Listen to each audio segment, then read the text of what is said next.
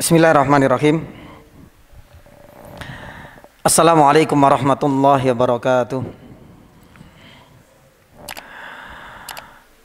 Innal hamdalillah nahmaduhu wa nasta'inuhu wa nastaghfiruh wa na'udzu billahi min shururi anfusina wa sayyiati a'malina.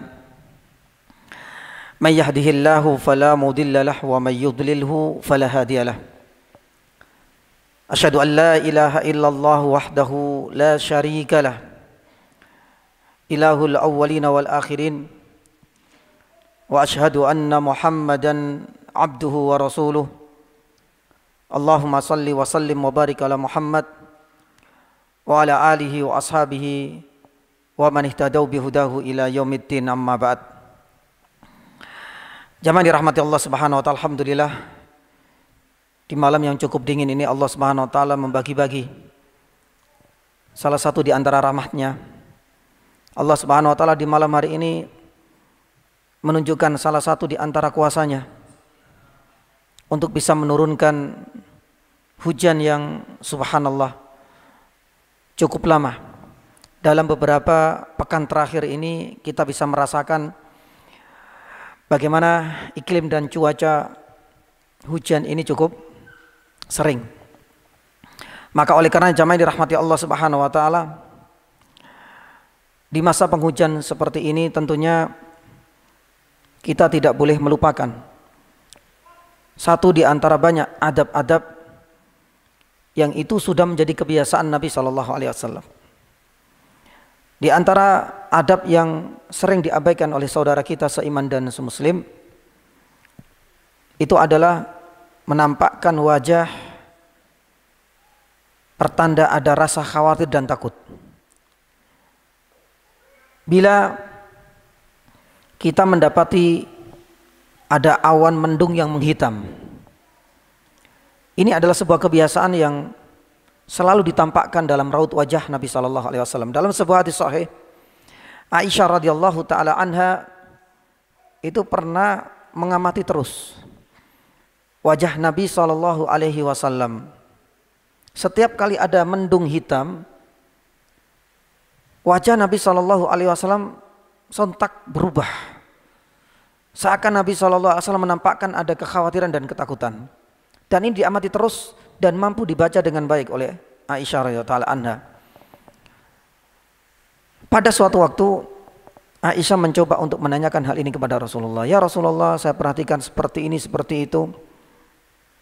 Kenapa ada perubahan dalam meraut wajah engkau ya Rasulullah? Dijawab oleh Nabi sallallahu alaihi wasallam, ya Aisyah, siapa yang memberi jaminan bila mana awan yang sudah gelap gulita seperti itu menghitam, itu adalah pertanda bahwasanya Allah Subhanahu wa taala menurunkan rahmatnya dan bukan menurunkan azab.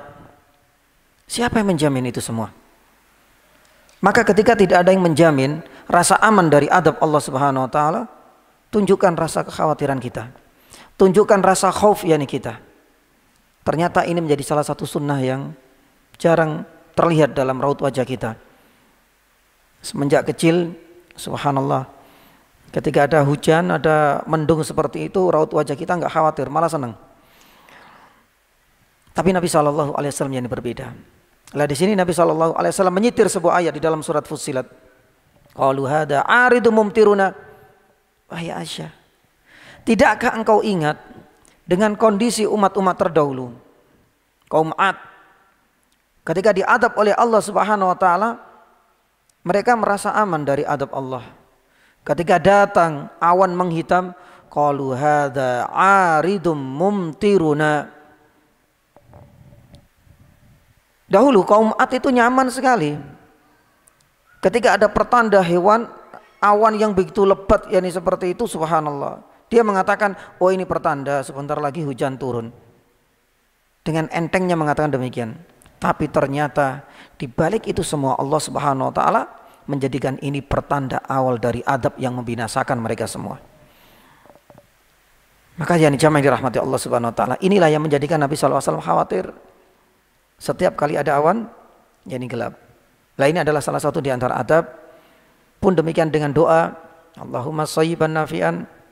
Pun demikian doa Ketika ada yang namanya angin yang sangat kencang, Allahumma inni as'aluka khairaha wa khaira ma fiha wa khaira ma ursilat ilaiha wa a'udzubika min syarriha wa syarra ma fiha wa syarri ma ursilat yani ilaiha. Doa-doa seperti ini jamaah yang dirahmati Allah Subhanahu wa taala senantiasa ya tidak pernah luput dari lisan kita, terutama di masa dan musim penghujan seperti ini. Baik, jamaah yang dirahmati Allah Subhanahu wa taala, dahulu atau pekan sebelumnya, sebulan yang lalu, kita menyelesaikan ayat yang ketiga kalau tidak salah, atau yang keempat, makitsina fihi abadah, di mana Allah Subhanahu wa taala akan memberikan porsi yang besar, pahala yang luar biasa untuk orang-orang yang ya'malunas shalihat. Yubasyir alladina amanu wa amilus shalihat annalahum ajron yani hasana. Mereka akan mendapatkan pahala yang baik, pahala yang mulia, dan mereka akan kekal abadi. Dan sudah kita sampaikan bahwasanya pahala di sini yang sifatnya kekal itu bukan pahala ketika mereka di dunia. Karena balasan yang sifatnya kekal hanya ada di mana? Di akhirat. Berhubung mereka adalah orang yang beriman, berhubung mereka adalah orang-orang yang selalu beramal soleh, maka bisa dipastikan bahwasanya ajron hasanah ini adalah jannah atau yani surga.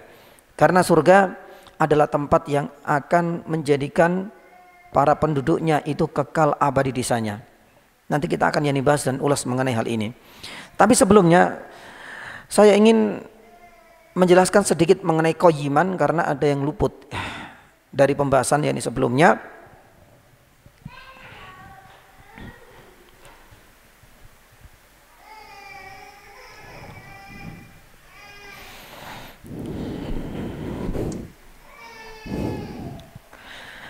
Baik.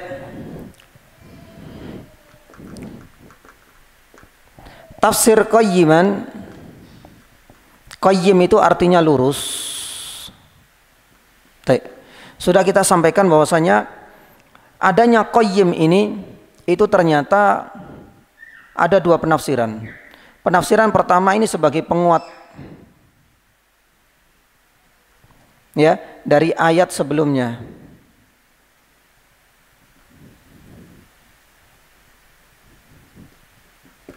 Ini sudah kita ulas. Sedangkan penafsiran yang kedua, qayyim itu artinya hakim. Ya. Jadi Al-Quran itu punya sifat qayyim, dan ini sebagai penguat dari hadis atau ayat sebelumnya di mana Allah Subhanahu wa taala firman, walam yaj'al lahu iwaja. Al-Quran itu kan enggak dijadikan bengkok. Lah bengkok itu artinya lurus. Adanya ayat di sini itu sebagai penguat untuk ayat sebelumnya. Itu adalah penafsiran pertama. Penafsiran yang kedua, qayyim itu artinya hakim. Hakim tugasnya apa? Memutuskan. Lah di sini ada dua fungsi, jamaah. Al-Quran sebagai hakim. Fungsi yang pertama dan fungsi yang kedua. Fungsi yang pertama, para ulama tafsir mengatakan bahwasanya kedudukan Al-Quran sebagai hakim itu untuk memutuskan bahwa ya Al-Quran ini yang berhak untuk menjadi menyortir pun sebagai verifikator, bahasanya seperti itulah yang lebih mudah. Dari kitab-kitab yang sebelumnya, dan ini sudah kita ulas yang dahulu. Jadi Al-Quran ini menyortir, menyaring, dan memverifikasi dari kitab-kitab sebelumnya. Terkadang ada beberapa syariat-syariat yang sejalan, berarti Al-Quran sebagai hakim memutuskan lanjut. Terkadang ada syariat yang itu benar-benar harus diamandemen. Sudah kita ulas ya dulu ya. Mau tidak mau harus dihapus.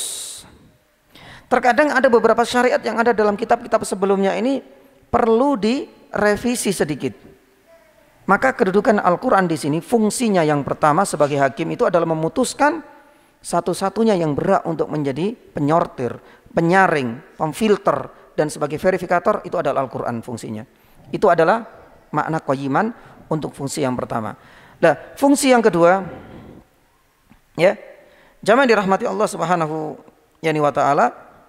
Fungsi yang kedua, Al-Quran, ya, itu dijadikan sebagai satu-satunya kitab hidayah.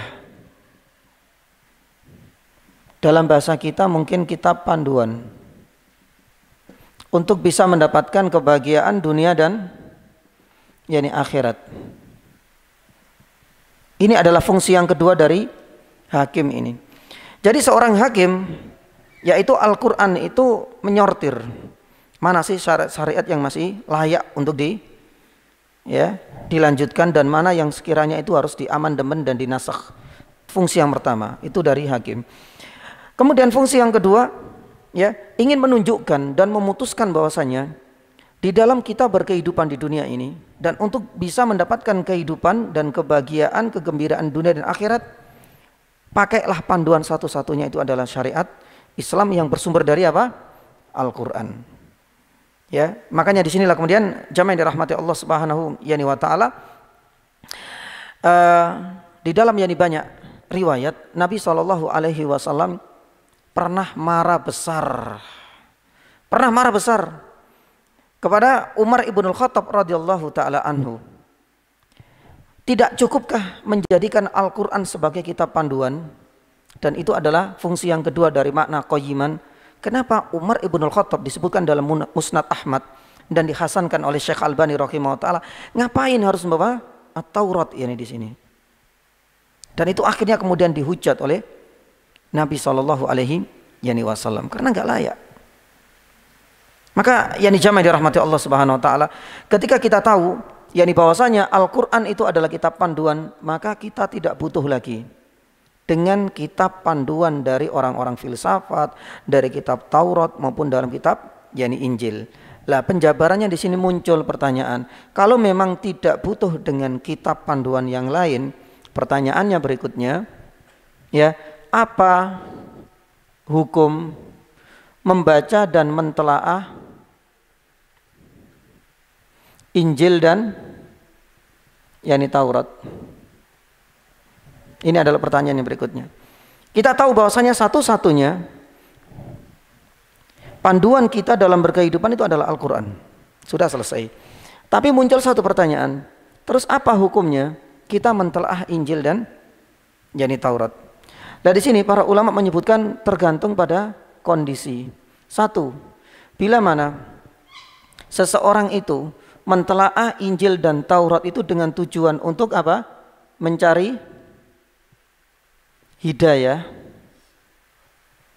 maka ini bisa pastikan apa? Haram hukumnya. Sebagaimana yang dilakukan oleh Umar ibn Khattab radhiyallahu taala anhu ketika itu membawa Taurat, langsung dicela oleh Nabi sallallahu alaihi wasallam. Bahkan Nabi sallallahu alaihi wasallam mengatakan, "Ya ibnal Khattab, amutahawwikuna biha?" Apakah engkau masih ragu dengan syariat yang sudah dibawa, dengan buku panduan untuk engkau bisa mendapatkan hidayah dengan Al-Quran ini? Ngapain harus membawa Taurat?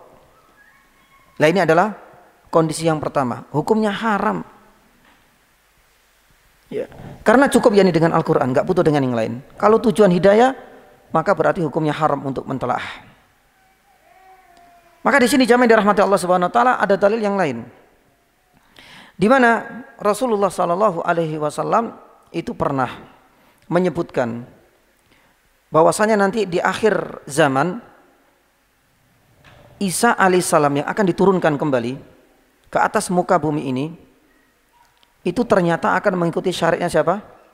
Rasulullah Sallallahu Alaihi Wasallam. Ini adalah satu di antara dua alasan kenapa Nabi Sallallahu Alaihi Wasallam memarahi Umar bin Khattab radhiyallahu taala anhu. Karena alasannya sama. Wahai Ibnu Khattab, seandainya Musa, law anna Musa kana hayyan ma wasi'ahu illa tibai. Kalau seandainya Nabi Musa itu hidup di zaman ini, pasti Nabi Musa itu akan mengikuti syariatku. Nabi Isa pun demikian. Ketika nanti di akhir zaman diturunkan oleh Allah Subhanahu wa taala, Syariat apa yang akan dijadikan sebagai standar untuk diterapkan di akhir zaman? Ternyata Nabi Isa juga mengikuti dan menerapkan syariat yang dibawa oleh siapa? Nabi Muhammad SAW. Maka ini menjadi salah satu bukti untuk mencari hidayah. Ya, itu sudah selesai waktunya. Al-Quran ini sebagai akhir dari satu-satunya kitab hidayah. Karena ini sudah disortir ini semuanya. Maka sudah cukup yang original ini. Yang KW, yang sudah tidak lolos yang diverifikasi, mau tidak mau ya harus ditinggalkan. Itu maksudnya. Makanya Nabi SAW yani marah. Lah, adapun berkaitan dengan Nabi Isa alaihissalam yani jamaah dirahmati Allah yang akan turun di akhir zaman, ya. Lah, di sini Nabi SAW menjelaskan, la yushikanna ayyan zalafikum ibna Maryam. Sungguh hampir-hampir sudah dekat turunnya Nabi Isa di akhir zaman. Apa saja yang dilakukan Nabi Isa alaihissalam? Yang pertama apa? Yaktulu yaksiru as-salib. Yang namanya salib-salib itu akan dihancurkan oleh Nabi Isa alaihissalam. Karena ini bukan ajaran yang pernah diajarkan dahulu. Yaktulul khinzir. Yang namanya babi itu akan dibinasakan pula oleh Nabi Isa alaihissalam. Karena ini adalah makanan yang diharamkan dan itu bukan ajaran Nabi Isa. Dan yang ketiga ini, Nabi Isa akan menerapkan jizyah. Jizyah itu namanya upeti. Lah di sini para ulama hadis itu ketika membahas ini, inilah bukti bahwasanya Nabi Isa alaihi salam mengikuti syariatnya Rasulullah. Karena jizyah itu dahulu belum dan tidak termasuk syariat Nabi yakni Isa. Terus kenapa Nabi Isa kok sampai menerapkan jizyah ini? Dan di dalam syariat mana jizyah itu dihalalkan? Tidak akan kita temukan kecuali dalam syariat siapa? Nabi Muhammad SAW. Maka ini adalah salah di antara rangkaian yang banyak bukti bahwasanya ketika kita dihadapkan dengan pertanyaan, mentelaah kitab Injil, mentelaah kitab yang Taurat yang ada, ini hukumnya haram kalau seandainya niat kita itu untuk mencari apa? Mencari hidayah. Makanya di beberapa video ya, maaf, di YouTube dan lain sebagainya itu ada pengakuan orang murtad. Pengakuannya ini lucu sebenarnya. Ini berkaitan dengan apa? Lafadz ihdinas siratal mustaqim. Ya, katanya saya itu bertahun-tahun di dalam sholat 17 kali kan kita membaca ini ya. Ihdinas siratal mustaqim. Tapi saya tidak tahu apa makna dari ihdinas siratal mustaqim. Tunjukilah kami jalan yang lurus. Berilah kami hidayah untuk bisa menapaki jalan yang lurus. Ternyata waktu itu katanya dia pengakuannya itu. Waktu itu saya buka langsung Injil dibuka. Pas waktu itu yang saya buka adalah Injil Yohanes. Saya dapatkan di situ di ayat yang ke 24 ada 21 yakni juga Yohanes. Katanya aku adalah jalan yang lurus. Oh berarti Al-Quran jalan yang lurus itu ditafsirkan oleh Injil. Berarti mau tidak mau jalan yang lurus itu harus mengikuti Isa. Murtad akhirnya orang ini. Jamaah dirahmati Allah Subhanahu Wa Taala. Kalaulah kita dapati orang-orang semisal ini, ya, dia akan mentelaah Injil dengan tujuan apa? Mencari hidayah. Ini akan terjadi. Satu haram, ujung-ujungnya dia menjadi murtad waliyadzubillah. Ya, makanya Nabi SAW langsung mengkat. Umar, engkau ini ragu Mas Yan dengan Al-Quranul Karim, dengan syariat ini. Karena sini masanya sudah habis ini. Yang namanya Taurat dan Injil dalam hal Kitabul Hidayah ini sudah apa namanya? Expired. Sudah habis masa kadaluarsanya. Tidak bisa dijadikan sebagai kitab panduan lagi di dunia ini.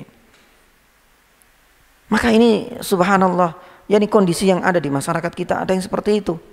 Kok bisa gitu loh, mencari tafsirnya malah kemana? Ke Injil. Ya. Maka yakni jamaah dirahmati Allah Subhanahu Wa Taala. Yani saya teringat yani pula dengan banyak sekali di antara orang-orang misioneris ya, itu selalu mengatakan bahwasanya ya, kalau mencari yani hidayah itu harus ke kitab yani kami. Sama juga apa yang dirasakan itu. Karena orang muslim itu 17 kali minta hidayah itu enggak apa Pak? Enggak jelas apa itu. Hidayah jalan yang lurus itu apa? Padahal kalau seandainya mereka membaca Injil kata mereka akan dapatkan yani jawabannya.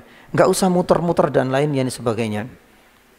Menurut klaim mereka bahwasanya di Matius 24, di Matius 21, di Lukas ya, ayat 31 sampai 37 itu semuanya disebutkan.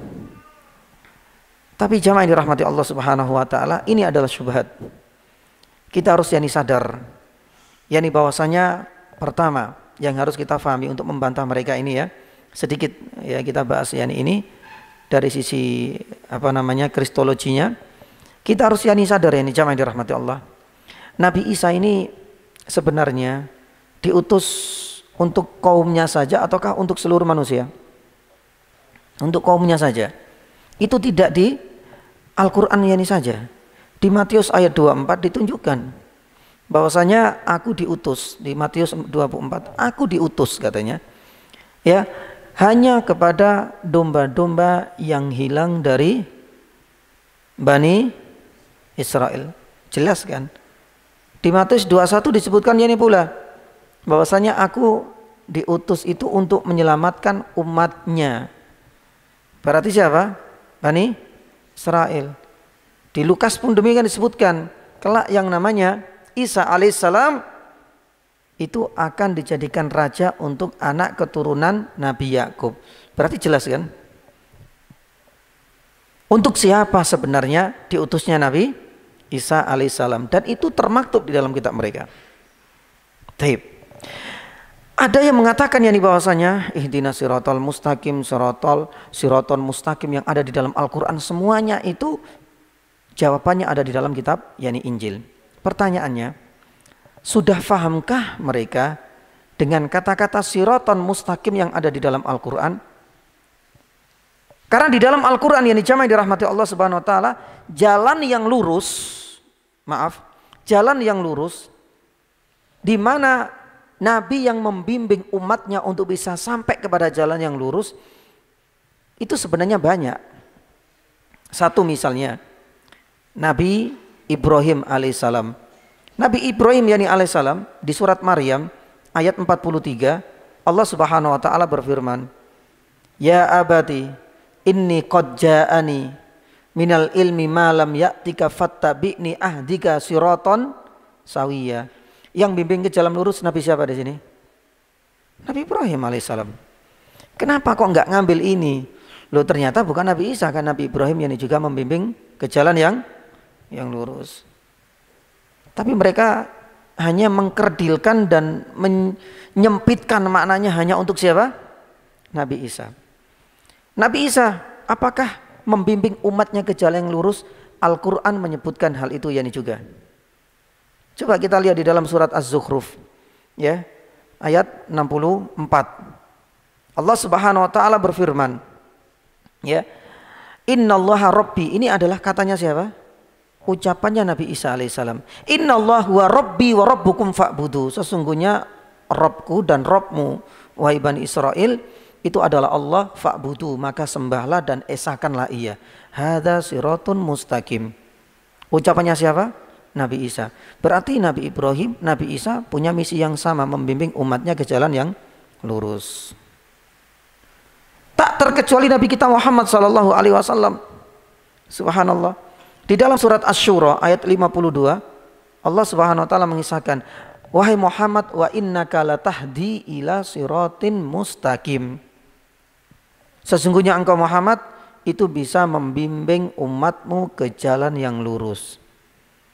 Nah, dari sini kita akan bisa ambil kesimpulan, ternyata yang bisa membimbing ke jalan yang lurus itu bukan hanya Nabi Isa sebagaimana yang mereka klaim, padahal semua nabi. Nabi Ibrahim surat Maryam ayat 43, Nabi Isa disebutkan dalam Al-Quran membimbing ke jalan yang lurus dalam surat Az-Zukhruf ayat 64, Nabi Muhammad SAW dalam surat Asy-Syu'ara ayat 52 membimbing juga ke jalan yang lurus. Nah, hal-hal seperti ini perlu yang kita fahami bersama jamaah yang dirahmati Allah Subhanahu wa taala, bahwasanya untuk mencari hidayah hukumnya haram kalau seandainya dikaitkan dengan kitab Injil dan kitab Taurat, dan mudah-mudahan kita tidak terkena imbas dari syubhat mencari hidayah jalan yang lurus itu tafsirannya harus mengikuti Isa alaihissalam. Ini adalah syubhat. Yang kedua, kalau seandainya hal ini sebagai media dakwah, dijadikan sebagai riset ya, yakni untuk membantah syubhat-syubhatnya. Kalau seandainya tujuan yang kedua, maka hal ini diperbolehkan ya, ini jamaah. Ya, jadi Al-Quran punya makna hakim itu adalah memverifikasi, yang jelek-jelek ditinggalkan. Yang kedua, Al-Quran menjadi hakim untuk menunjukkan satu-satunya kitab untuk menjadi panduan kita sudah Al-Quran.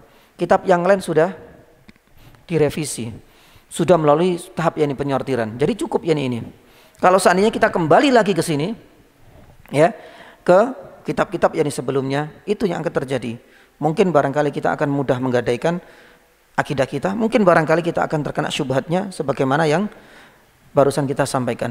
Tapi kalau seandainya hal ini sebagai media dakwah, kita pengen melakukan riset, ya, demi untuk membantah syubhat yakni mereka, maka di sini para ulama sepakat hal ini diperbolehkan. Makanya sebagaimana dilakukan oleh para kristolog-kristolog yakni saudara-saudara kita seiman semuslim di Indonesia. Ini ada Koh Stephen, ada dulu yakni Bu Irini Handono, ada pula siapa itu? Ahmad Dedat, Abu Dedat, ini Dr. Yani Zahir Naik. Mereka semua ini adalah orang-orang yang sudah sebenarnya ya hafal apa yang ada di dalam perjanjian lama dan perjanjian yakni baru. Taurat dan Injil itu sudah ngelontok yakni semuanya.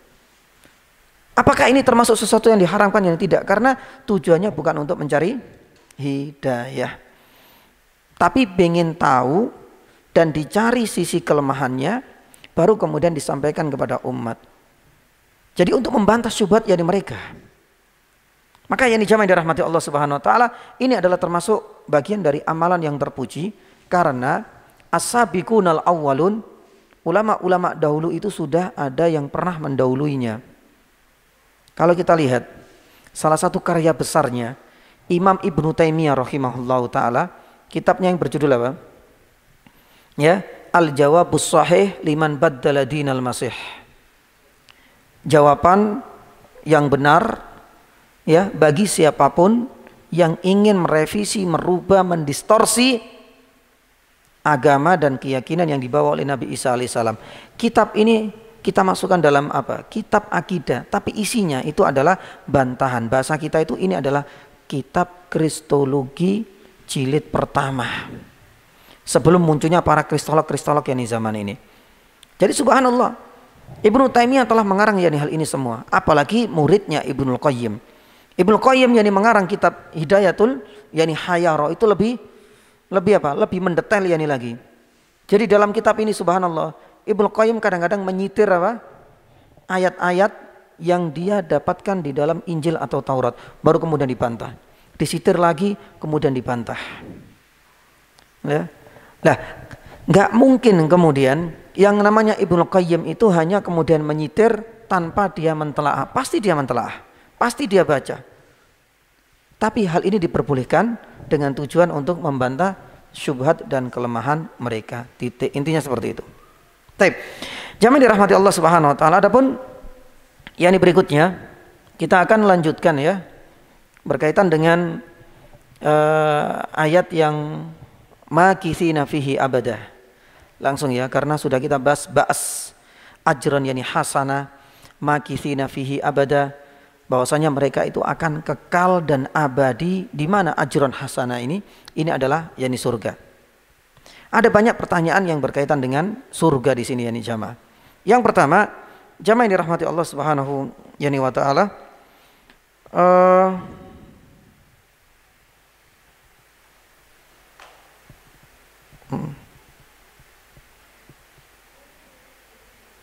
ya. Berkaitan yani dengan jannah ini, yang pertama, apakah jannah saat ini telah diciptakan oleh Allah?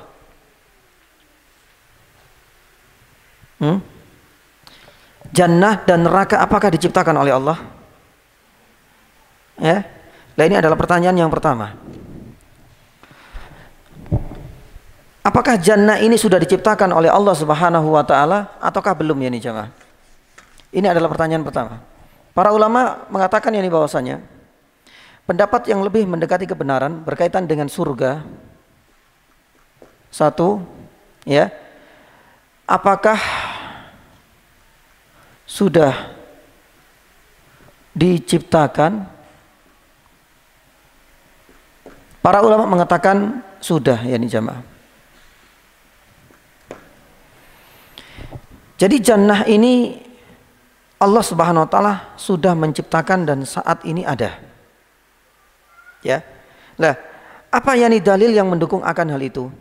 Jamaah yang dirahmati Allah Subhanahu wa taala, yani cukup yani banyak, ya. Dan beberapa ulama mengatakan yani bahwasanya, dan ini adalah pendapat yang sahih, dan ini adalah pendapatnya Ahlus Sunnah, mengatakan ini demikian. Tapi ada pendapat yang jauh yani dari kata benar. Di kalangan orang-orang Mu'tazilah itu mereka mengatakan apa? Jannah itu, ya, Mu'tazilah, jannah itu belum diciptakan oleh Allah Subhanahu wa taala. Ada yang paling parah yaitu orang-orang ateis. Mereka mengatakan bahwasanya jannah itu hanya dongeng belaka. Lah kita akan bahas ini semua. Lah, apa dalilnya orang-orang Mu'tazilah yang mengatakan bahwasanya jannah ini belum diciptakan?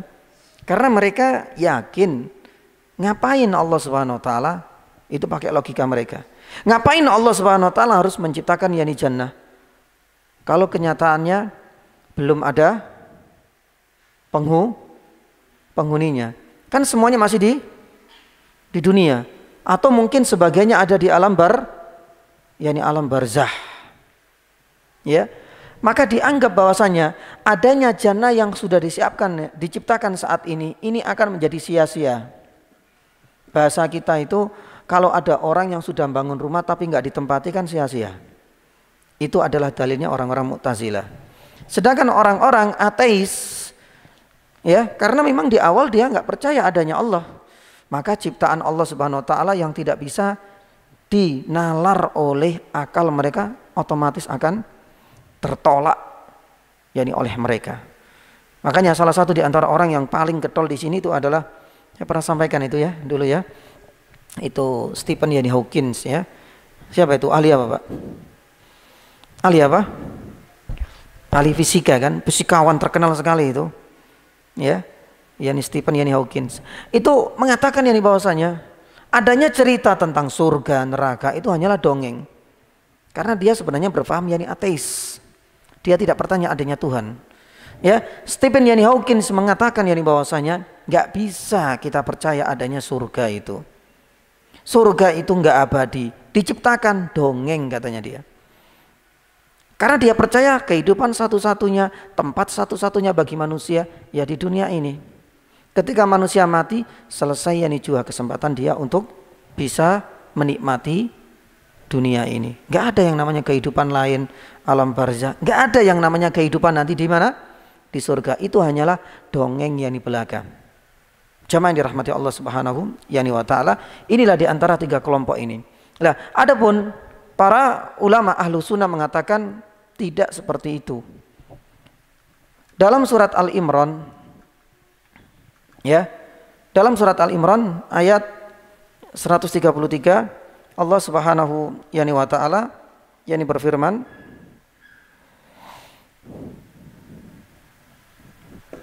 wasari'u ila magfiratin mir rabbikum wa jannatin arduhas samawati wal ardu uiddat lil muttaqin. Jannah, ya, itu lebarnya, panjangnya seluas langit dan bumi. Uiddat, Imam Al-Qurtubi mengatakan uiddat itu disiapkan. Uiddat ini menggunakan fi'il madhi. Kalau dalam bahasa Inggris itu apa? Past tense. Jadi yang telah lampau. Jannah ini luasnya seluas langit dan bumi yang telah disiapkan. Imam Al-Qurtubi mengomentari, kalau telah disiapkan berarti pertanda telah diciptakan oleh Allah Subhanahu wa taala. Kemudian yang kedua, kisahnya yani Bilal dengan terompahnya yang ya dilihat oleh Rasul Shallallahu Alaihi Wasallam di jannah. Ini nggak mimpi loh ya. Ya, ada mengatakan di mimpi Nabi Shallallahu Alaihi Wasallam, yang juga Isra Mi'raj, yang juga lihat jannah secara langsung dan lihat neraka secara langsung. Berarti jannah dan neraka telah diciptakan oleh Allah Subhanahu wa taala. Dalil yang ketiga itu ada hadis. Dan ini penting sekali ya. Disebutkan dalam Sahih Bukhari dan Sahih Muslim ya jamaah. Subhanallah, ketika manusia itu sudah beralih ke alam barzah, Nabi Shallallahu Alaihi Wasallam bersabda, Inna ahadakum, sesungguhnya ya, ketika kalian sudah mati, maka urido alaikum mak'adahu bil ashi bil ghodati wal ashiyi.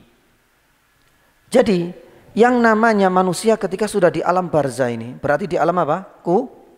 Alam kubur.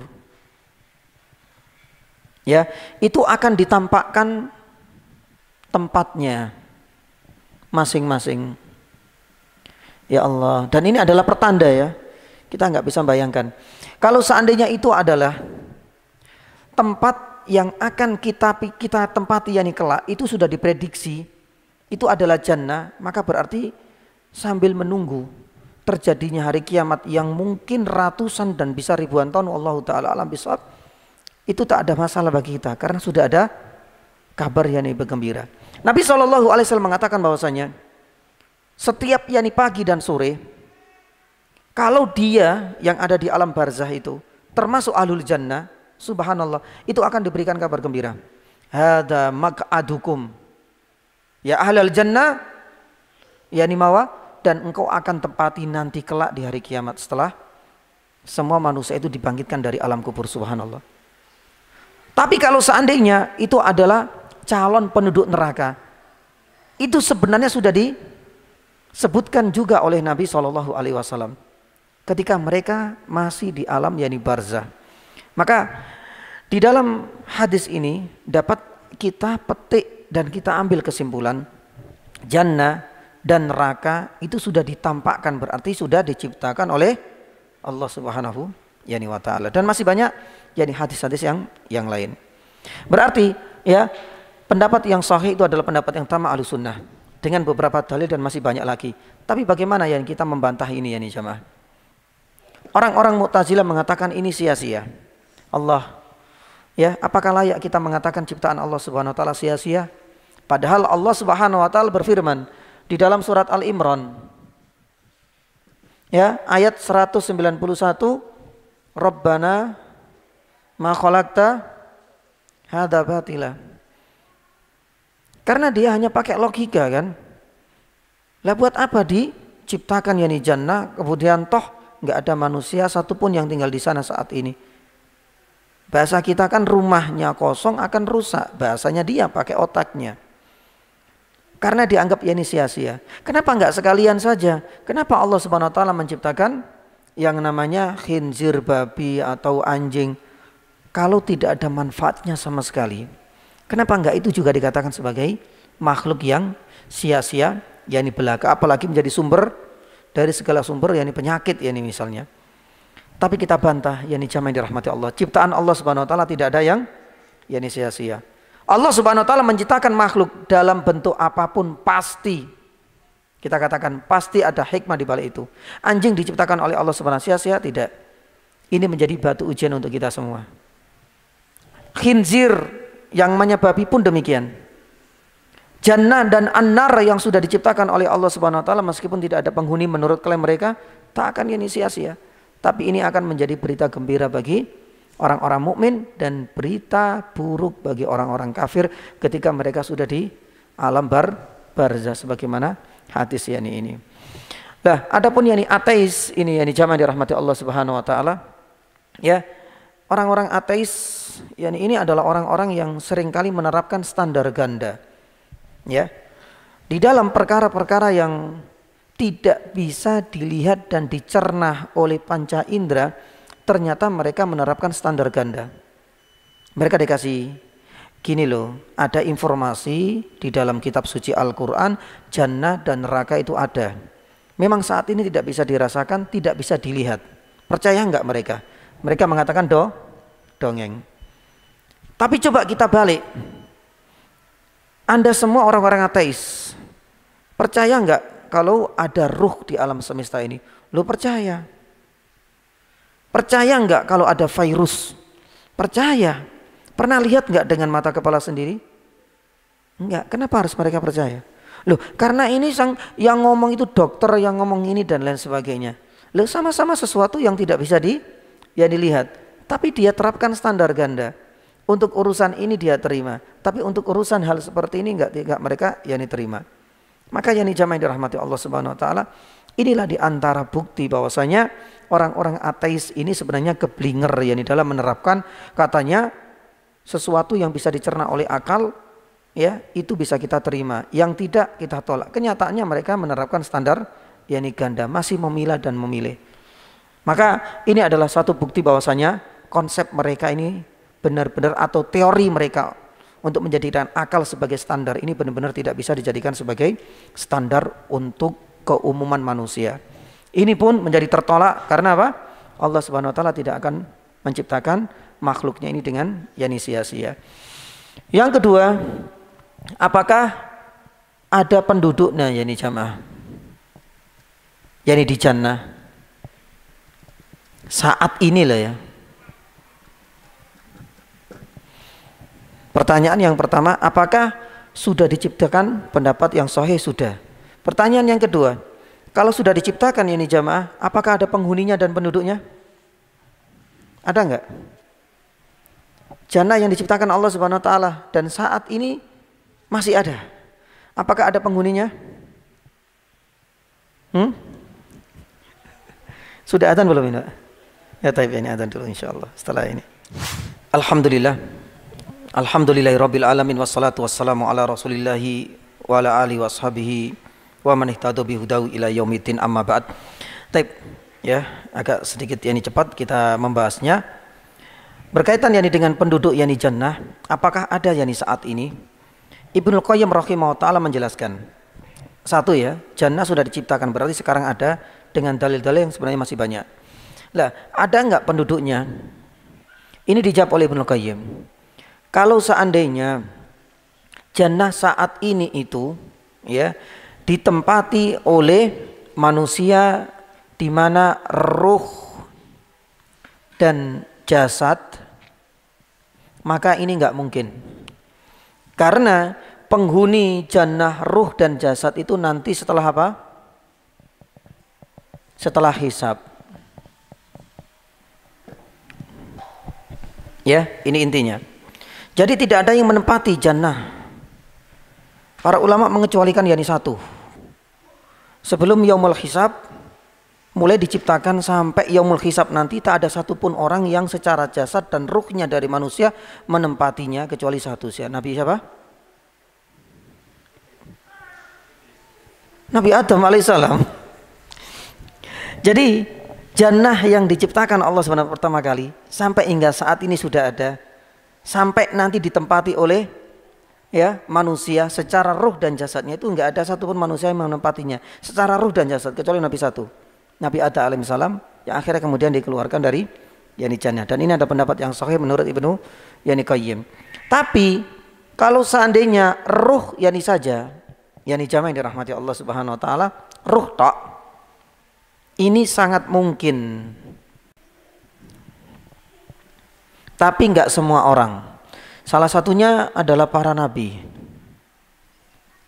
Salah satunya adalah para orang-orang yang syahid.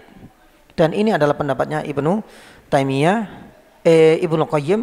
Dan ketika Syekh bin Bas rahimahullah ditanya, beliau pun menjawab enggak jauh beda dengan apa yang dipaparkan oleh Ibnu Qayyim rahimahullah taala. Jadi orang yang menempati jannah meskipun sudah diciptakan saat ini, kalau seandainya menempati jannah dengan ruh dan jasad saat ini enggak mungkin. Kecuali nunggu nanti yaumul hisab, kecuali satu orang yaitu Adam yang pernah merasakan meskipun harus keluar. Tapi kalau seandainya menempati jannah dengan ruhnya saja saat ini sangat mungkin. Tapi enggak semua manusia, ruhnya tok loh ya. Itu hanya berlaku pada para nabi dan para syuhada. Ini adalah jawaban dari Ibnu Qayyim rahimahullahu taala. Pertanyaan yang ketiga, jamaah yang dirahmati Allah Subhanahu wa taala. Ya. Apakah neraka jannah ini akan hancur dengan hancurnya alam semesta nanti? Hancur enggak? Ya. Lah ini adalah pertanyaan yang ketiga. Neraka, jannah, surga, apakah hancur? Ya. Bersamaan dengan kiamat ataukah ya ini tidak? Ya. Di sini ada dua pendapat ya nih jemaah. Pendapat yang pertama mengatakan jannah atau surga ini akan hancur. Karena yang tersisa itu hanyalah Allah Subhanahu wa taala di dalam surat Ar-Rahman ayat 26 sampai 27. Allah Subhanahu wa taala berfirman, "Kullu man 'alaiha fan wa yabqa wajhu rabbika dzul jalali wal ikram." Yang tersisa siapa? Allah Subhanahu wa taala.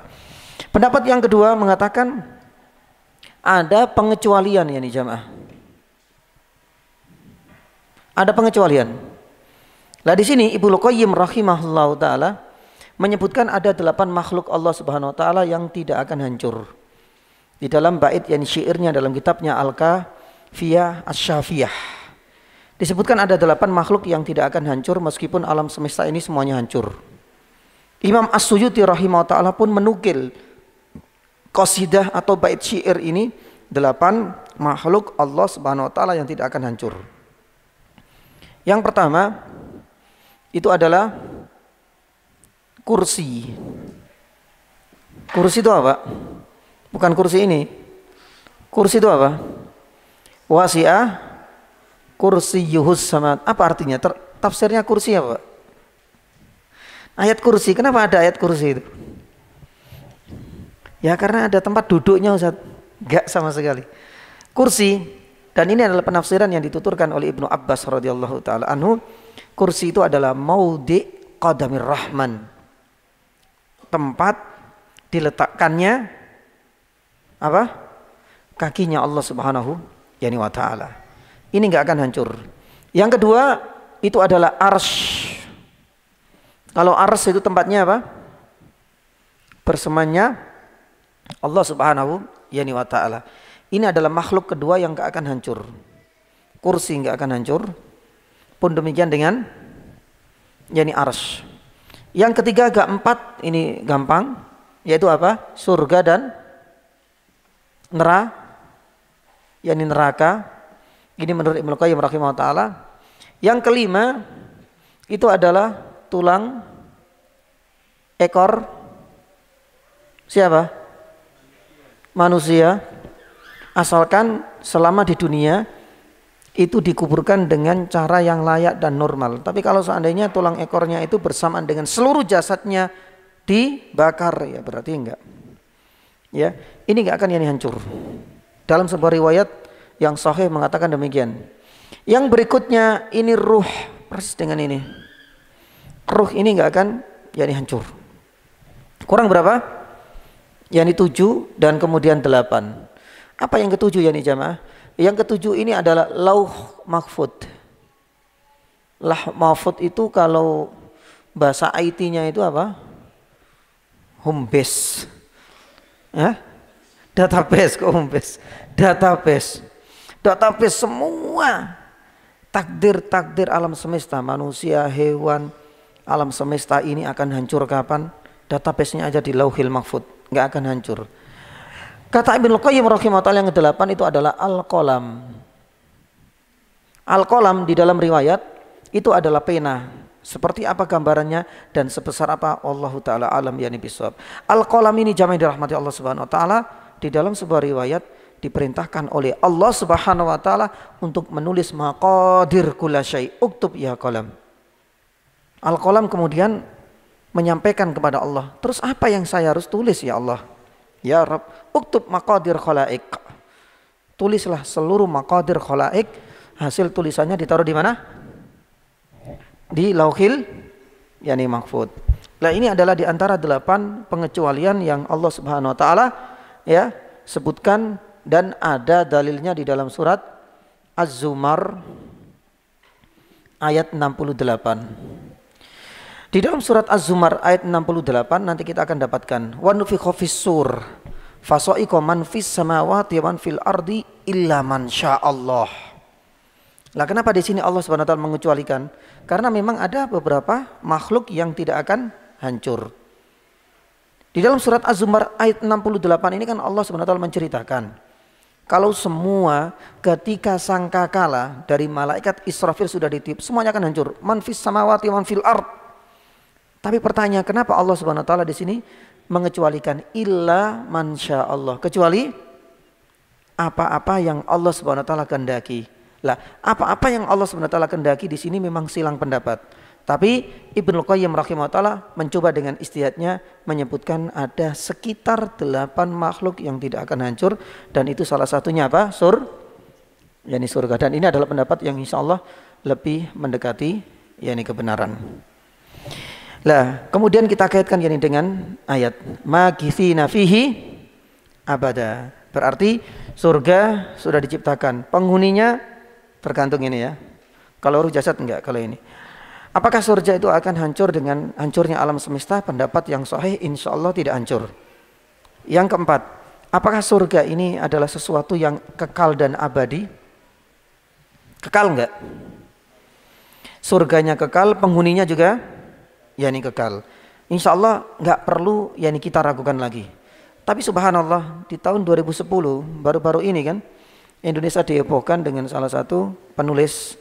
Beliau seorang insinyur, ya seorang insinyur, dan kitabnya ya cukup banyak ya terjual karena waktu itu viral gara-gara dia membuat sebuah judul yang itu menarik perhatian. Apa itu? Ternyata surga tidak kekal. Ya. Dan jemaah dirahmati Allah Subhanahu wa taala, ini kan banyak yang membantah. Mulai dari Mustafa Bisri membantah sampai profesor di UIN Sunan Ampel, Profesor Dr. Muhammad Rumrawi, yakni pakar tafsir juga membantah. Ustadz-ustadz kita juga membantah. Jemaah dirahmati Allah Subhanahu wa taala, ya, orang ini maaf mengacu kepada sebenarnya adalah terjemahan semata di dalam surat Hud ayat 106, 107 dan 108. Lihat terjemahan. Kalau kita nggak lihat tafsir, pasti kita akan terkena syubhatnya. Allah Subhanahu wa taala berfirman, lah ini berkaitan dengan yang terakhir, yang keempat, kekal nggak sih? Ya. Ternyata ini ada dua pendapat oleh jamaah. Pendapatnya pengarang kitab ini yang bernama Insinyur, yakni Agus Mustafa, maaf. Ini sebenarnya sudah didahului orang-orang dahulu. Salah satunya adalah orang-orang Mu'attilah, yaitu yakni Al-Jahm, Jahm ibnu Safwan. Pun demikian dengan Abu Hudzail, ya, Abu Huzail Al-Allaf. Ini adalah dua orang yang pertama kali ya melontarkan sebuah gagasan bahwasanya yang namanya surga ini tidak kekal. Lah kalau seandainya ada orang-orang zaman ini yang mengatakan bahwa surga nggak kekal, ya kita nggak terlalu heran lah. Mungkin barangkali dia mengadopsi hasil dari pemikiran orang-orang yang sudah sesat ini. Al-Jam ibnu Safwan ini adalah dia dianggap sebagai inisiator munculnya faham Jahmiyah. Makanya kan namanya Jahmiyah. Ya, pun demikian dengan Abu yakni Hudzail. Abu Hudzail ini adalah pentolannya orang-orang Mu'tazilah. Kalau kita tarik yakni Mu'tazilah di zaman ini ya lebih dekatlah dengan orang-orang liberal. Nah, adapun Ahlus Sunnah tetap mengatakan bahwasanya kekal.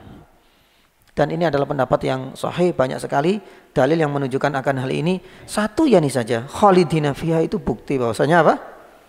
Surga dan penduduknya akan kekalian di sana. Bahkan dalam sebuah riwayat Nabi SAW pernah bersabda, ya ahlal jannah khuludun la maut, ya ahlan nar khuludun la maut. Sudah nggak ada kematian, yang ada hanyalah keabadian, dalam hadis sahih.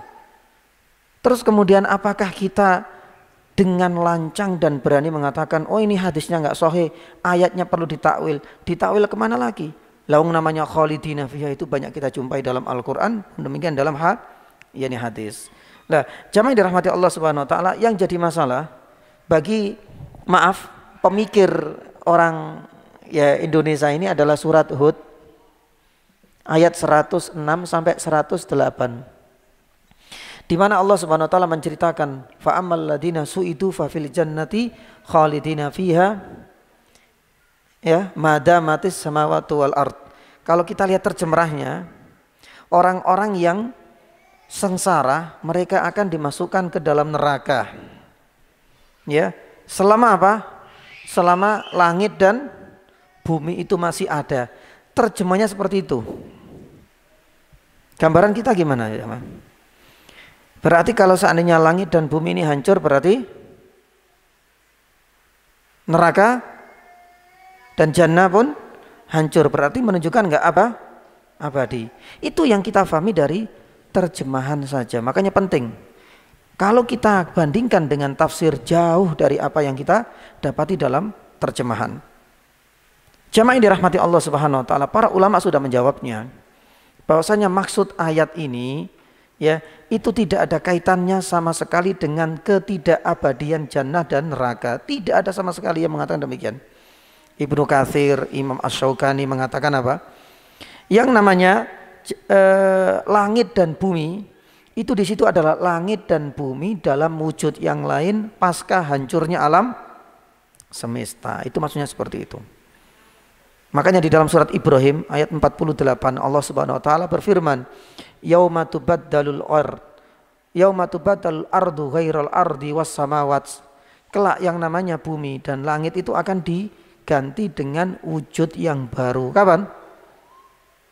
Pasca yakni selesainya alam semesta ini dengan hancurnya alam semesta dengan kejadian peristiwa hari kiamat.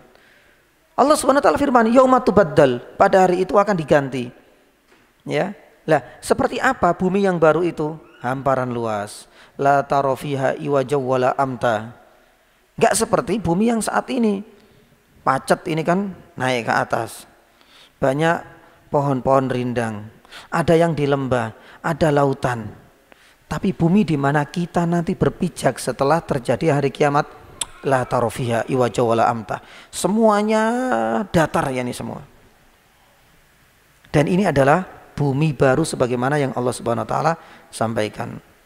Jadi apa yang Allah Subhanahu wa taala sebutkan di dalam surat Hud tentang bahwasanya neraka ini tergantung yakni dengan adanya bumi, selama bumi itu masih ada, langit masih ada, itu adalah kejadian nanti pembicaraannya, itu bukan saat ini. Dan ini yang kacau. Mereka atau dia penulisnya ini enggak mengacu dan merujuk kepada tafsir para ulama. Padahal semua ulama, Imam Ibnu Katsir dalam tafsirnya, Imam Al-Baghawi dalam tafsirnya, Imam Jarir At-Tabari dalam tafsirnya, dan semuanya mengatakan demikian. Yani subhanallah. Maka yani jamaah dirahmati Allah Subhanahu wa taala, Allah Subhanahu wa taala firman ya, "Makitsina fihi abada." Jadi mereka itu akan tinggal di jannah selama-lamanya. Berarti jannah itu kekal, penduduknya pun tinggal di sana selama-lamanya. Taib. Ayat yang berikutnya apa? Ayat yang berikutnya apa saja? Wa yundirul ladzina qalut takhadallahu yani walada. Lah ini pernah kita sampaikan ya. Kalau masih ingat yani jamaah yang dirahmati Allah Subhanahu yani wa taala, ya, ini adalah tujuan dari Al-Qur'an itu diturunkan, bahwasanya Al-Qur'an diturunkan itu untuk memberikan peringatan bagi siapapun yang menjadikan anak bagi apa? Allah Subhanahu yani wa taala. Makanya dulu kita sampaikan ada 3 golongan yang menjadikan Allah Subhanahu wa taala itu punya yani anak.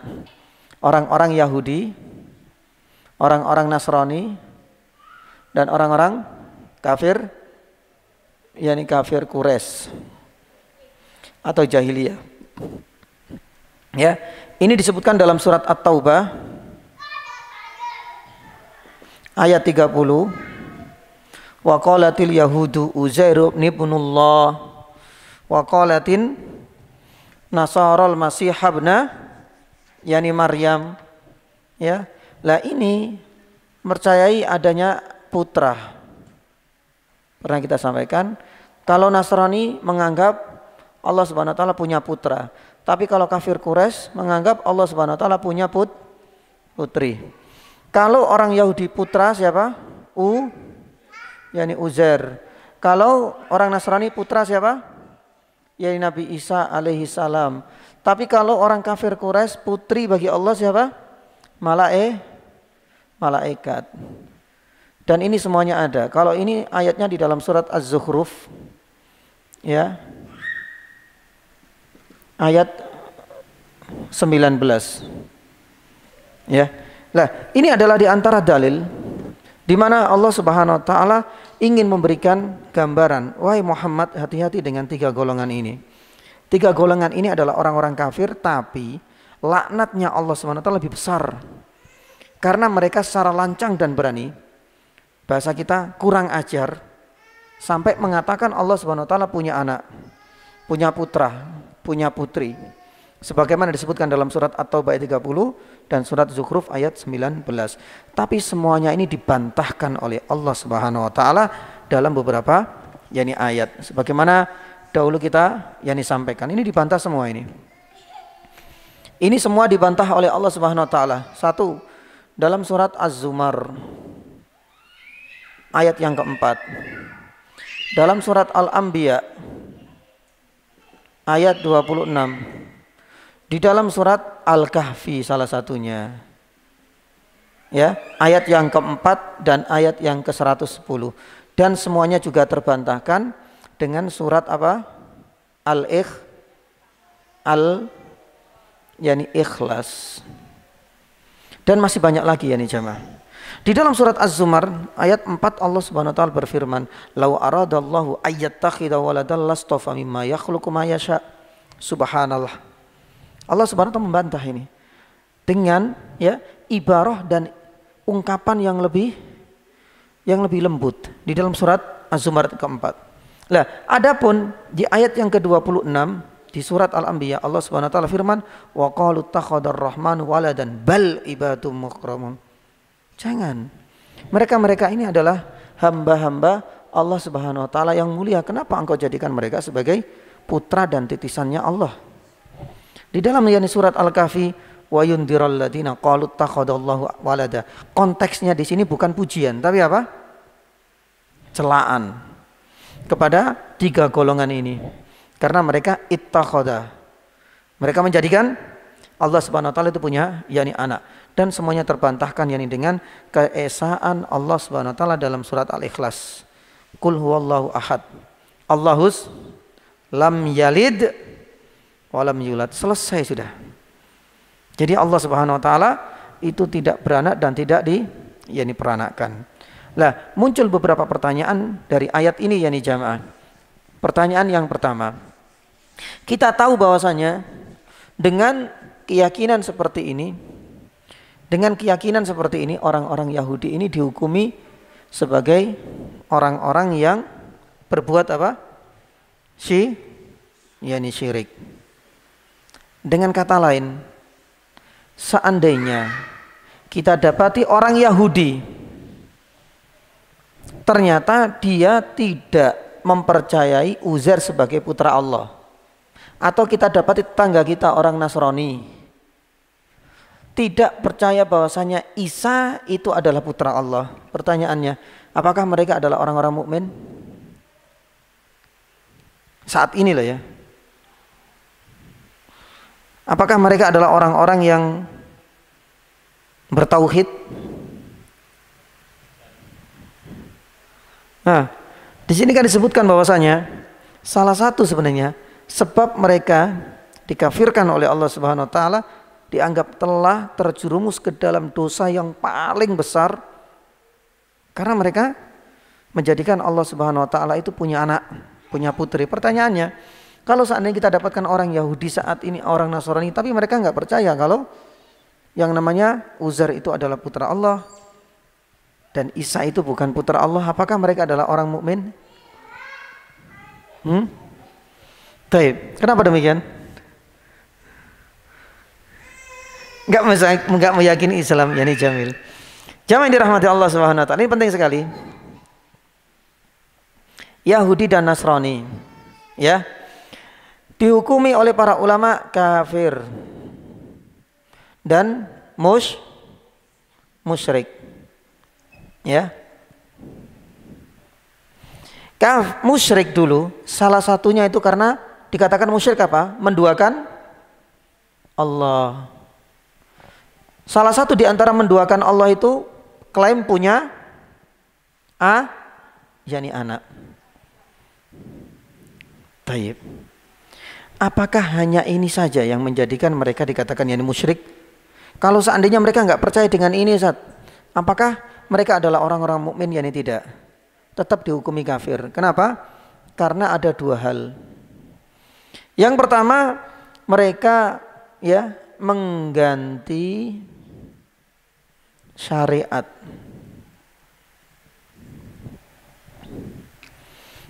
Makanya ada sebagian orang loh ya yang mengatakan itu kan salah satu sebabnya atau sebabnya mereka itu dikafirkan.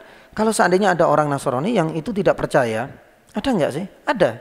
Sekte Protestan, kalau nggak salah bernama Unitarian atau yakni sekte Arianisme, itu percaya loh, percaya akan keesaan Allah. Jadi mereka tidak percaya dengan Trini. Pertanyaannya, orang-orang seperti Arianisme atau Unitarian ini, maaf, apakah dihukumi sebagai orang yang muwahhid, kafir atau muslim? Ya, saat ini jamaah yang dirahmati, saat ini orang-orang mereka bukan saat di mana atau di saat mereka mengimani Nabi Isa di zamannya, tidak. Saat ini ya, kita tetap mengatakan mereka adalah orang kafir. Karena mereka telah merubah ya ajaran-ajaran yang dibawa oleh Nabi Isa alaihissalam. Makanya Allah Subhanahu wa taala menyebutkan ya di dalam surat An-Nisa ayat 46, surat Al-Maidah ayat 13, surat Al-Maidah yakni juga ya ayat 42 kalau nggak salah. Yuharrifunal kalima ammawadhihi. Yuharrifunal kalima mim ba'di mawadhihi. Karena mereka sudah yuharrifunal itu merubah-rubah yakni ajaran. Inilah yang kemudian menjadikan mereka itu dianggap telah kafir. Sekalipun mereka mengesahkan Allah Subhanahu wa taala. Sampai di sini jelas? Itu baru satu sebab. Yang kedua, mereka tidak menolak Nabi Shallallahu alaihi wasallam. Orang Nasrani ada enggak sih? Orang Yahudi menerima enggak Nabi Shallallahu alaihi wasallam sebagai utusan terakhir? Ya udah selesai. Berarti mereka adalah orang-orang kafir. Kenapa? Di dalam Sahih Muslim disebutkan dari Abu Hurairah radhiyallahu taala anhu, Nabi SAW menegaskan, la yasma'u bi ya ahadun min hadil ummah Yahudiyun wala Nasraniyun thumma yamutu walam yu'min billadhi ursiltu bihi illa kana min ahlin nar, illa kana min ashabin nar. Setiap orang di zaman ini, artinya masa Nabi Isa, Nabi Musa sudah selesai kan dengan turunnya Al-Quran, dengan diutusnya siapa? Nabi SAW. Nabi SAW mengingatkan kepada semuanya. Apakah hanya kepada orang-orang kafir Quraisy? Tidak. Semuanya, Yahudi Nasrani masuk dalam hal ini. Siapapun orangnya. Ketika aku diutus, kata Nabi SAW, kemudian mati dan belum beriman terhadap ajaran yang aku bawa ini, maka bisa dipastikan mereka adalah orang-orang kafir yang akan dimasukkan ke dalam neraka. Nah, dengan menolaknya Nabi SAW ini sebagai bukti kuat dan hujah kenapa para ulama mengkafirkan mereka. Jadi jangan sampai kita itu ya terjebak, yakni dalam permainan kata mereka. Mereka juga menggunakan logika dan kata-kata berlawanan. Misalkan ya, menafsirkan ayat ini, wa qalu takhadar rahmanu walada. Allah Subhanahu wa taala ya dijadikan atau orang-orang Yahudi Nasrani menjadikan mereka ya menjadikan Allah Subhanahu wa taala punya anak. Lah kalau seandainya ada di antara mereka yang tidak percaya dengan itu, tidak ada Trinitas, orang Nasrani, orang Yahudi sekarang itu enggak semuanya loh ya percaya bahwasanya Uzair itu anak, yakni anak Allah. Berarti mereka muslim noh. Mereka adalah orang-orang yang muwahhid. Tidak ya nih jamaah. Masih ya nih banyak, nanti kita bahas ya nih musyrik. Mereka tetap ya nih kafir karena dua hal ini. Kalau seandainya mereka itu benar-benar kembali kepada Islam, mereka menerima Nabi SAW dan mereka meninggalkan Trinitas, dan masih banyak lagi. Mereka yani juga tidak mengikuti dan menyembah ittakhadhu ahbarahum wa ruhbanahum, maka bisa kita pastikan dia sudah bukan musyrik dan kafir lagi, dia adalah saudara kita. Tapi kalau seandainya hal-hal seperti ini masih diyakini, maka tetap satu yani saja terpenuhi, tidak bisa kita katakan itu adalah orang muslim. Dan ini penting yani sekali. Terus yani ini yani jamaah, pertanyaannya orang kafir yani Quraisy, apakah seluruh orang-orang kafir Quraisy itu meyakini bahwasanya Allah Subhanahu wa taala punya putri dalam wujud malaikat? Apakah semua orang-orang kafir Quraisy mempercayakan hal itu? Yani tidak. Sama juga dengan kasus ini, tidak semua orang Yahudi itu percaya bahwasanya Uzair itu ya, tapi bukan berarti kemudian langsung dikatakan muslim. Tidak semua orang-orang Nasrani itu percaya bahwasanya Isa. Kenyataannya orang-orang Protestan sebagaimana kita sampaikan, tapi tidak serta-merta kita katakan mereka adalah orang muslim, itu adalah salah. Tidak semua orang kafir itu juga percaya bahwasanya malaikat itu adalah putri Allah. Seorang pakar ahli tafsir di zaman ini, Muhammad Amin Asy-Syinkiti, mengatakan orang-orang kafir yang percaya bahwasanya malaikat itu adalah putri Allah itu cuma dua suku tok, suku Khuza'ah dan suku Kinanah. Ya, ini kata Muhammad Amin Asy-Syinkiti, cuma dua tok. Adapun yang lain tidak seperti itu. Suku bangsa Arab kan banyak kan, ada suku Quraisy, suku Asad, suku Kinanah. Ya, adapun orang-orang yang Quraisy itu tidak percaya akan hal ini. Artinya ini hanya dipercayai oleh sebagian yani saja dari bangsa yani Quraisy. Pertanyaannya sama, kalau seandainya ada orang kafir Quraisy yang tidak percaya dan tidak meyakini bahwasanya Allah Subhanahu wa taala itu punya putri, apakah bisa serta-merta kita katakan mereka adalah orang-orang muslim? Kenapa alasannya? Karena mereka menyembah apa? Yani berhala. Sudah cukup, ini adalah bukti. Mungkin yani satu dia lolos, ya, nggak menduakan Allah Subhanahu wa taala dalam hal meyakini malaikat itu adalah putrinya Allah. Mereka nggak percaya, iya.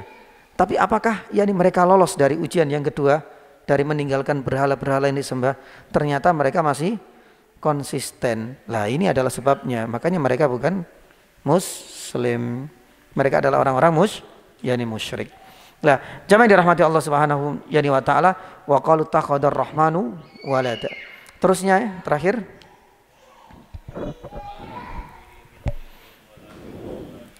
Nah. Taib. Jadi, apa yang mereka yakini ini sebenarnya tidak didasarkan pada ilmu. Artinya mereka nggak punya ilmu sama sekali. Para ulama tafsir menyebutkan mereka tidak punya ilmu, itu ada dua penafsiran. Yang pertama, mereka tidak punya ilmu sama sekali. Berarti mereka hanya taklid kepada nenek moyangnya, abaihim. Mereka nggak punya ilmu sama sekali. Ya, terus jadi bagaimana menyimak? Yang ikuti aja, mewarisi dari keyakinan nenek moyang mereka. Imam Al-Alusi menafsirkan dengan yang kedua, bahwasanya mereka tidak punya ilmu, itu artinya mereka punya ilmu, tapi untuk urusan ilmu tentang sifat-sifat Allah mereka nol. Mereka tahu bahwasanya Allah Subhanahu wa taala itu adalah pemberi rizki, tahu ilmunya dalam hal-hal seperti ini. Tapi dalam hal apakah boleh meyakini bahwasanya Allah Subhanahu wa taala punya putri, atau mungkin yani barangkali orang Yahudi dan Nasrani Allah Subhanahu wa taala punya putra, ilmu-ilmu seperti inilah yang kemudian mereka tidak mengerti. Tapi intinya ya, kedua tafsiran ini saling melengkapi bahwasanya mereka benar-benar adalah orang-orang yang dungu, orang-orang yang bodoh, hanya ngikuti abaihim, yaitu nenek moyang mereka. Terus setelahnya apa? Nah, jadi kaburat kalimatan, Allah Subhanahu wa taala menyebutkan bahwasanya yang namanya ya klaim Allah Subhanahu wa taala punya anak, ini dianggap sebagai kaburat kalimatan, sebuah perkataan yang amat dahsyat. Kenapa dikatakan yang ini dahsyat? Lah kalau kita kaitkan ini jamaah, kesyirikan terbesar di atas muka bumi itu adalah ketika menganggap Allah Subhanahu wa taala punya anak. Coba kita kaitkan di dalam surat Maryam di akhir itu, surat Maryam ayat 88 sampai 95, subhanallah. Gara-gara ya kata-kata kotor dari orang yang mengatakan Allah Subhanahu wa taala punya anak itu loh. Alam semesta ini sampai kemudian apa? Kena imbasnya. Takadus samawati yatafattarna. Ya, disebutkan watan syakul ardu min wa takhirul jibal yani hadda. Sampai yang namanya langit bergetar, bumi pun tidak tinggal diam, gunung-gunung yani pun bergemetaran. Subhanallah. Kenapa mereka sampai seperti itu? Padahal mereka adalah benda mati. Kenapa yani demikian yani jemaah? Itu karena mereka itu benar-benar merasakan yani efeknya. Benda mati dan itu adalah makhluk Allah Subhanahu wa taala terkena efeknya, apalagi Allah Subhanahu wa taala tentunya lebih marah yani lagi. Makanya Allah Subhanahu wa taala mengatakan, ya, kalau seandainya ada kepercayaan Allah Subhanahu wa taala punya anak, punya putri, ya, titisannya Allah dan lain sebagainya, wallah, ini adalah dosa kesyirikan yang dianggap paling yani besar. Makanya Allah Subhanahu wa taala kaburat kalimatan takhruju min afahim iyaquluna illa kadiba. Meskipun kita tahu bahwasanya itu hanyalah kedustaan dan kebohongan yani belaka. Allah taala a'lam yani bisawab. Insyaallah ada satu faedah yang atau mungkin dua faedah yang tersisa dari ayat yang terakhir ini berkaitan dengan kata-kata mereka yang mengklaim Allah Subhanahu wa taala punya yani anak. Insyaallah mudah-mudahan pada pertemuan yang berikutnya bisa kita lanjutkan, plus sekalian kita akan lanjutkan pada ayat yang selanjutnya. Ya, kalau ada pertanyaan monggo dipersilakan ini coba. Ada pertanyaan? Ada pertanyaan? Nggih, monggo, Pak. Ya, taib.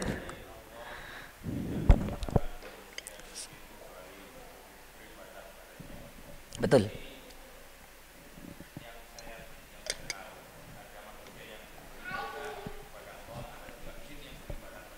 Betul. Taib. Jamaah yang dirahmati Allah Subhanahu wa taala. Jadi ibadah itu adalah kewajiban ya bagi seluruh makhluk Allah Subhanahu wa taala. Itu yang pertama. Yang kedua, ya, hanya saja ibadah makhluk Allah Subhanahu wa taala dibagi menjadi dua. Ada ibadah bagi makhluk yang masuk dalam kategori mukallaf dan ada ibadah yang tidak masuk dalam kategori mukallaf. Yang tidak masuk dalam mukallaf itu ya adalah para malaikat. Misalkan yakni hewan-hewan, misalkan yakni tumbuh-tumbuhan. Tapi mereka ibadah. Karena mereka tetap bertasbih. Makanya di dalam surat Al-Isra Allah Subhanahu wa taala firman, ya, wala tafqahuna tasbihahum. Mereka bertasbih. Batu-batu semuanya ini juga bertasbih. Memuji Allah Subhanahu wa taala. Tasbih itu adalah bagian dari ibadah. Hanya saja la tafqahuna tasbihahum. Kita tidak mampu mencerna seperti apalah suara tasbih mereka kepada Allah Subhanahu wa taala. Mereka tetap beribadah, tapi mereka tidak masuk kategori yang namanya mukallaf. Nah, sedangkan yang mukallaf ini cuma dua di antara makhluk Allah. Yaitu apa? Bangsa jin dan bangsa yakni manusia. Lah, apa sih ya perbedaan mukallaf dan tidak mukallaf? Yang mukallaf itu akan dimintai pertanggungjawaban dan mereka akan berhak untuk melalui proses sampai nanti di jannah ataukah di neraka. Itu mukallaf itu akan mengalami proses yang begitu panjang. Sedangkan yang tidak mukallaf yakni seperti itu tidak akan melalui proses. Tapi pertanyaannya, apakah yang namanya hewan mungkin adalah tumbuh-tumbuhan, mungkin adalah benda-benda mati, itu juga akan dibangkitkan sebagaimana manusia akan dibangkitkan dari alam kuburnya? Apakah mereka akan dihidupkan yakni kembali? Para ulama mengatakan yakni bahwasanya makhluk Allah Subhanahu wa taala yang bukan masuk golongan mukallaf ini itu juga akan dibangkitkan kembali, kemudian Allah Subhanahu wa taala akan matikan. Terutama ketika makhluk-makhluk Allah yang tidak mukallaf itu akan menjadi saksi. Kita nggak tahu apakah saksi itu akan memperberat kita atau mungkin barangkali memperingan yakni kita. Ini adalah pendapatnya para ulama. Jadi contoh yakni misalnya ya di dalam surat Al-Zalzalah Allah Subhanahu wa taala berfirman, yauma idzin tuhadditsu akhbaraha. Jumhur para ulama tafsir mengatakan bahwasanya bumi ini akan diberikan izin oleh Allah Subhanahu wa taala untuk menjadi saksi dan berbicara. Kapan itu berbicara? Kapan itu menjadi saksi? Nanti pada waktu yaumul yakni hisab. Loh, berarti nanti dibangkitkan, diciptakan lagi oleh Allah Subhanahu wa taala. Iya, bahkan benda mati pun yakni bisa menjadi saksi dan Allah Subhanahu wa taala akan menjadikan mereka bisa bersaksi dan bersuara. Tapi kita nggak tahu yakni jamaah. Apakah kesaksian mereka itu semakin memperingan kita ataukah semakin memperberat? Makanya berkaitan ini dengan saksi ini luar biasa sekali ini banyaknya. Tangan, mulut, anggota badan kita akan menjadi saksi sebagaimana di dalam surat Yasin, dalam surat An-Nur, yauma tasyhadu alaihim alsinatuhum wa aydihim wa arjul bima kanu ya'malun. Pun demikian dengan malaikat akan bersaksi. Karena malaikat punya catatan amal mereka di dalam surat Qaf. Ya, ma yalfidu min qaulin illa ladaihi raqibun atid. Ya. Lah, ini akan menjadi saksi. Pun demikian yakni jamaah dirahmati Allah Subhanahu wa taala, ya, saksi itu adalah seluruh makhluk Allah Subhanahu wa taala, tak terkecuali juga bumi ini. Mungkin seseorang itu pernah berbuat zalim kepada hewan. Ketika manusia itu mengingkari, bisa saja hewan itu akan dihidupkan kembali oleh Allah Subhanahu wa taala untuk menjadi saksi. Lah, ini adalah ya kondisi makhluk-makhluk yang tidak mukallaf. Setelah itu bagaimana hidupnya? Sudah mereka Allah Subhanahu wa taala matikan yakni kembali. Adapun yakni mukallaf lanjut, perjalanan masih panjang sampai nanti dia berada pada muara, apakah jannah ataukah nar. Cuma itu. Itu semuanya, jin pun sama, pun demikian dengan yakni manusia. Karena merekalah yakni dua jenis yakni mukallaf yang Allah Subhanahu wa taala bebani untuk taat yakni kepadanya. Ketaatan akan berbuah surga, kemaksiatan akan berbuah neraka. Seperti itu Pak, insyaallah. Ya. Baik, ada pertanyaan yang lain? Yap. Ya.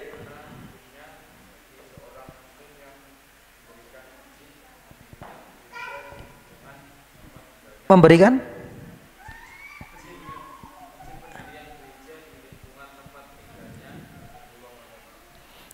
izin pendirian.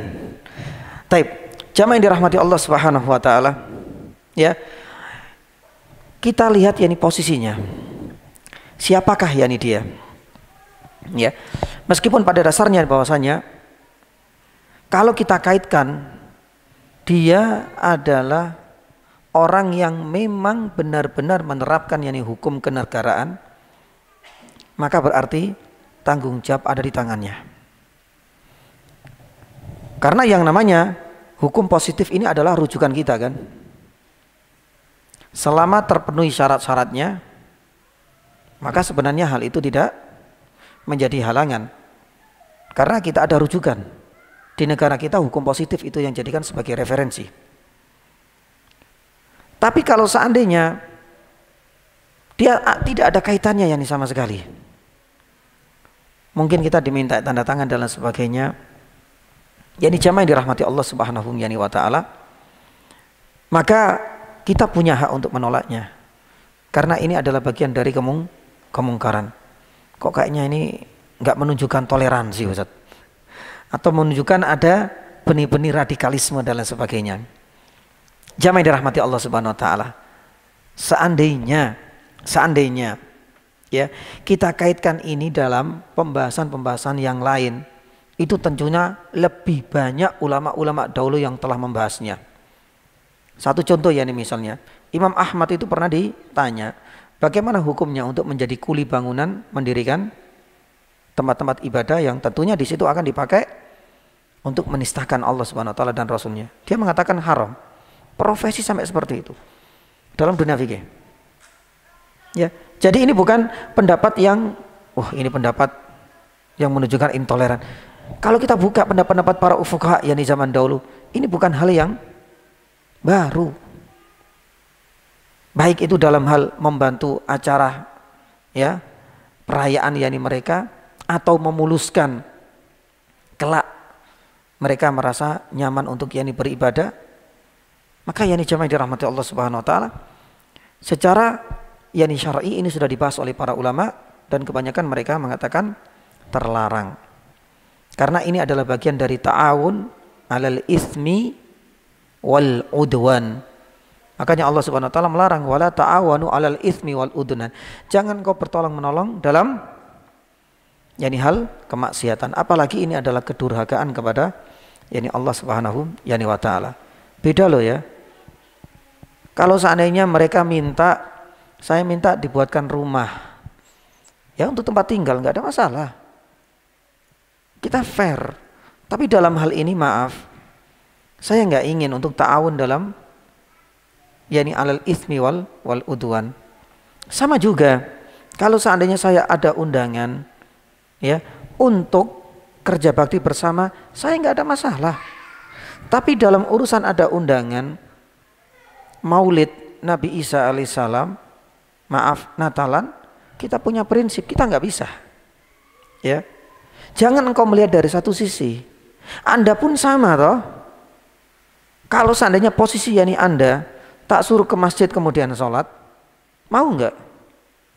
Kan sama juga, karena bertentangan dengan prinsip Anda. Tapi seringkali ketika kita menjawab dengan pertanyaan-pertanyaan seperti ini, langsung kemudian di screenshot, wah ini berarti sudah tanda-tanda apa ini? Radikalisme dan intoleransi dan lain sebagainya. Padahal sama. Setiap agama, kita harus yakin, setiap agama, baik mereka mengatakan kita adalah keyakinan agama yang cinta damai, saya yakin yang namanya loyalitas itu pasti ada. Gak mungkin ya mereka itu mau untuk dicampur adukkan. Gak usah bandingannya selalu Islam yang dijadikan korban. Cobalah sesekali. Ketika kita nggak mau intoleran, sekarang gantian, mau nggak kamu ke sini? Salat yang di bareng kita ini, tak ajari la ilaha illallah sing kenceng. Mau nggak mereka mengatakan demikian? Mereka nggak akan mau. Lah kenapa? Ini menunjukkan Anda juga intoleran kan? Jadi sebenarnya yang dijamai dirahmati Allah Subhanahu wa taala, sebenarnya permasalahan-permasalahan seperti ini adalah yani simple. Lah ini adalah untuk orang-orang setara yani kita. Tapi kalau seandainya hal ini dikaitkan dengan lembaga pemerintahan, Allah taala alam yani bisawab, secara legal formnya hal ini resmi. Ya. Tapi apakah mereka adalah orang-orang yang berdosa? Harapan kita mudah-mudahan Allah Subhanahu wa taala mengampuni mereka semua. Sebagaimana pengambil kebijakan, kita tahu kita orang-orang awam berhak untuk menentang adanya pendirian pabrik khamr. Berani Pak ya? Tapi kalau seandainya di sebuah negara ya secara undang-undang pendirian pabrik apapun, asalkan pajak ditepati, dibayarkan dan surat dokumennya itu lengkap, apakah ditolak? Enggak akan. Lah terus siapa yang menanggung kalau seandainya benar-benar perusahaan itu berdiri? Padahal kita tahu khamr itu adalah sesuatu yang diharamkan oleh Allah Subhanahu wa taala. Kita sampaikan secara terperinci, secara hukum positif memang itu legal menurut hukum positif. Bahkan tidak hanya di negara kita, negara-negara lain pun demikian. Tapi siapa yang menanggung dosanya ini? Ya pengambil kebijakan. Ya harapan kita semua, mudah-mudahan Allah Subhanahu wa taala mengampuni dosa-dosa mereka dan menyadarkan yakni mereka semua. Cuma itu yakni saja insyaallah. Taib, ada pertanyaan lain? Cukup insyaallah. Taib, yakni jazakallahu khairan, yakni jamaah dirahmati Allah Subhanahu wa taala. Mudah-mudahan Pada pertemuan yang berikutnya bisa kita lanjutkan. Ayatnya setelahnya ini apa, Pak? Ayatnya setelah ini apa? Bakhi'un nafsaka ala atharihim. Ya. Ya, ini ada beberapa yakni faedah yang amat banyak. Pun demikian yang tadi menyisakan 2 faedah yang belum kita selesaikan berkaitan dengan kaburat. Kalimatan takhruju min afahim iyaquluna illa kadiba. Insyaallah langsung kita sambung dengan ayat yang selanjutnya pada pertemuan yang berikutnya. Semoga apa yang kami sampaikan hari ini ya bisa memberikan sedikit pencerahan dan manfaat untuk kita semua. Jamaah dirahmati Allah Subhanahu wa taala. Sembari berdoa mudah-mudahan kita masih diberikan kesempatan untuk bertatap muka pada pertemuan yang berikutnya dan semoga Allah Subhanahu wa taala tetap mengaruniakan kita istiqomah di atas yakni kebenaran. Demikian yang bisa kami sampaikan. Kita tutup dengan doa kafaratul majlis. Subhanallah hamdika asyhadu an la ilaha illa anta astaghfiruka wa atubu ilaik wa sallallahu ala nabiyyina Muhammadin wa ala alihi wa sahbihi wasallam. Assalamu alaikum warahmatullahi wabarakatuh.